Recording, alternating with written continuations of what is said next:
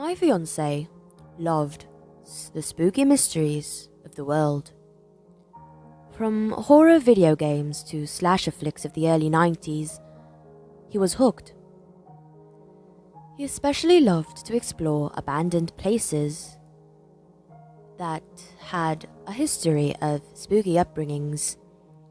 One of his biggest achievements was spending the whole night in a haunted hotel in our area. He even had a blog where he documented all the mysteries he uncovered exploring. I use the word had lightly. He wasn't the same after our trip to Bear Bridge. We weren't the same. I think something is off with him, but I can't put my finger on what. We've been drifting apart lately, and the guy I once loved to talk to had turned cold and unwilling to do anything. The only things he does do are eat, sleep, and watch. Watch the woods in the backyard, to be more specific. Vinny wanted to try and find the mysterious and elusive bear man that supposedly lived there. I knew it wasn't real, and, well, it was my job to humor him and tag along. Just to get away from the city for a bit, and hey, what could be better than spending the day in the woods with a man I loved, right? Just us this weekend, right? I said to him, sliding out of the passenger seat, my boots hitting the dirt. Oh, for sure. Just me, you, and Bearman. He smiled and laughed to himself. Right, nothing like a romantic evening with two scary monsters. He punched my arm as we began to unpack the car. The drive up was calm, with images of evergreen and brush clouding my visions as I looked out the windows. The wind sang a mysterious tune as Vin and I stood and looked at the campground. Not a single person was there, which was out of the ordinary for this time of year. Spooky stuff, huh, Bon? Vincent said from behind me as a truck pulled into our campsite. I turned around to look at him, just as a man stepped out of his vehicle. Howdy, you two, he introduced, looking at us up and down. What brings a happy couple like you to Bear Bridge? Looking to get a little roughed up? He laughed to himself and then added, I'm joking with you kids. I know why you're here. I'm Mr. Cassidy. You fellas want to look for that bear man, don't you? Vincent looked at me and then back at the old man. Yeah, he said. And what about it? What about it? What about it? Sonny, you and your little Myuu here are looking for a death wish. The man looked at Vinny with cold eyes and then to me. Seemed like he was staring into my soul. His light blue eyes seemed like oceans crashing, never ending. It was like a trance. I couldn't break it until Vin came over and put his hand on my shoulder. He always knew how to make me feel better. Listen, the old man began. I don't want no trouble here. I just want to make sure you kids are safe. Many people haven't been around no more since the sightings. Sightings? Vincent said. The man leaned against his truck and tipped the faded blue snapback he wore as he began to speak. When I was a little boy, my mom and pops moved up here to get away from city folk.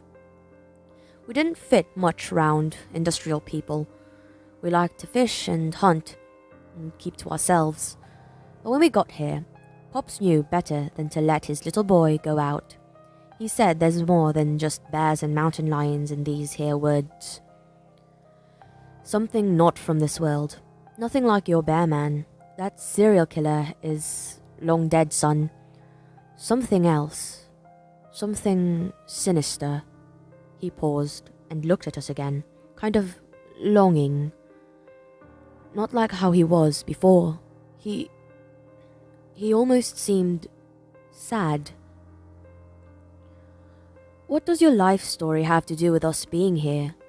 Vinny snapped. I hit his shoulder and looked at him, disgusted. I didn't know if he knew that I wanted to hear what the man had to say. Something about him interested me, and I sort of believed him.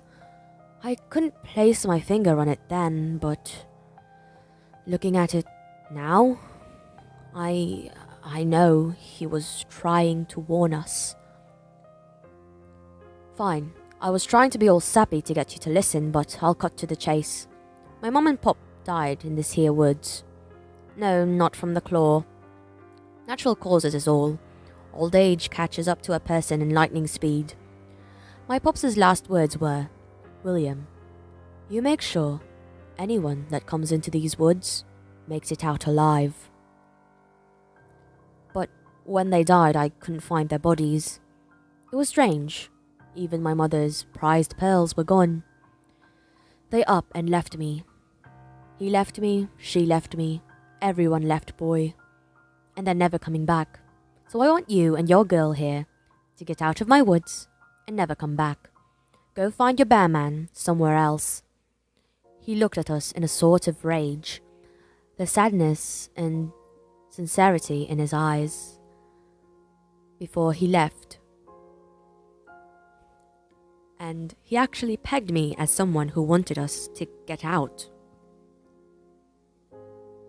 Vin wasn't having any of what Mr. Cassidy was saying though, and eventually threatened to call the cops on him for invasion of privacy. I didn't think he could do that, but it drove the poor man away. I kind of felt bad for him. I was actually kind of interested in what he was saying, even though I didn't believe in the unknown. Eventually, we both got settled in and started a fire. The cold April air danced on my cheeks as the wind's tune became a chorus of song, rising and falling with the flames of our amateur fire. It died as soon as the rustling started. I was getting ready for bed when a twig snapped in the distance. I turned behind me and looked into the pitch-black woods. It was weird. I just now noticed that when I got to the site, there were no animals. No birds, deer, squirrels, chipmunks, not even crickets. Hey, Vin? I said, looking around. Vin? I turned around again, but he wasn't anywhere to be seen. I looked into the trees, the trees that loomed above me like skyscrapers. I thought he was right by the fire. Or was it the tent? I couldn't remember. I began walking around the site and looked for him. Vincent? I called. Vinny? I kept calling his name over and over and over and over until the beat-up red truck pulled into our sight again. Mr. Cassidy stepped out of his truck and made his way towards me. I assume they got him, huh? He began as he finally got closer. I told you kids to leave. I was just trying to do what my pops told me to do. But nobody listens to old men, do they? You kids need to learn to listen instead of getting into things you have no business getting into. I don't know where he is. What happened? I croaked. Tears began to well in my eyes. And I just wanted to go home. I wanted to find Vincent and leave. I wanted to get out, but the worst was still to come. Okay. Don't get all hysterical. We'll find him. Mr. Cassidy became sincere and understanding. It was strange how his personality changed so quickly. We got into his truck and drove down the beaten path deep into the woods. The trees soared above us as the radio crackled an old tune from the 50s. Mr. Cassidy hummed along and turned it up. I looked in front of us into the night just as a figure stumbled into our dirt path. The old man slammed onto the brakes. As the headlights illuminated Vincent, covered in dirt, green eyes wide, they reminded me of an owl's, searching for prey. "Oh my god, Vin!" I screamed as I bolted out of the car. Mr. Cassidy was right behind me, cursing, and came to my side. I bent down and touched Vinny's face, looking at the cuts he got from running through the woods. "What happened?"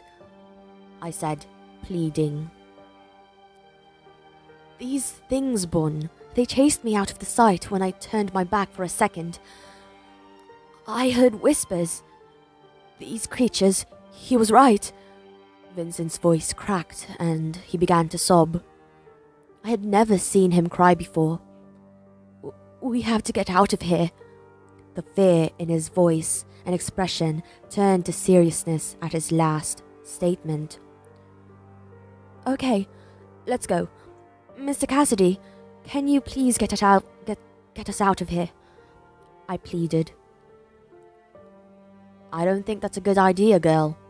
When they've got their eyes on someone, they don't let go." "What the hell are you talking about? Can't you see he's hurt? Please, help me." I started to lift Vincent up and drag him towards the car. Finally, the old man helped and we got Vinny into the back. As we drove away from the scene, I couldn't help but get the feeling I was being watched. Driving down the darkened road, Vincent groaned in the dark. I didn't realize how hurt he actually was until we got him in the truck. I turned around to look at him and came face to face with yellow eyes. In the bed of the pickup stood a creature no taller than 4 feet and arms down to the floor. It looked like a chimp without hair. Its skinniness made it cruel looking. Its ears and nose were like a bat, and it blinked as it looked at me. As my eyes met its yellow lemon-shaped ones, it smiled, a sharp-toothed grin, and raised its claw to tap on the glass. Tap, tap, tap, it went, and then pointed at Vin, writhing in the back seat. It raised its talon to its disgusting, blood-covered mouth in a shush motion, and jumped off the bed like a jaguar. I turned quickly to Mr. Cassidy and whispered, "Floor it." "What are you talking about?" he began as he turned towards me, taking his eyes off the road for a split second. In the second he did, he slammed into the new creature standing in front of us. We felt a bump under us as the car stopped abruptly. "Oh God, no," Mr. Cassidy said. "I need to check the tires. This truck is old. I don't know if they're blown or not. It will only take a minute." He got out of the car stumbling, and I watched him bend down in front of the right tire, then to the left. This time it took longer, as his body was out of sight and by the wheel. I looked forward into the night and saw dozens of eyes, different shades of yellow, orange, red, and purple, staring at the truck from the dark. Then it hit me. That creature committed suicide to get us to stop, so they could come. I rolled down my window as fast as I could and yelled at the old man to get back into the car. He stood up and looked at me. I was too slow as one of the purple-eyed monsters jumped from the bushes onto Mr. Cassidy's back and ripped him like a child ripping into a present on Christmas morning. It opened its jaw and bit into the old man with so much force he almost split in two. The pearls around his neck were the last thing I saw before the truck was swarmed with creatures of all shapes and sizes. The only thing similar was the lack of hair and greyness of their bodies. They looked like they lacked the nutrients of a person alive.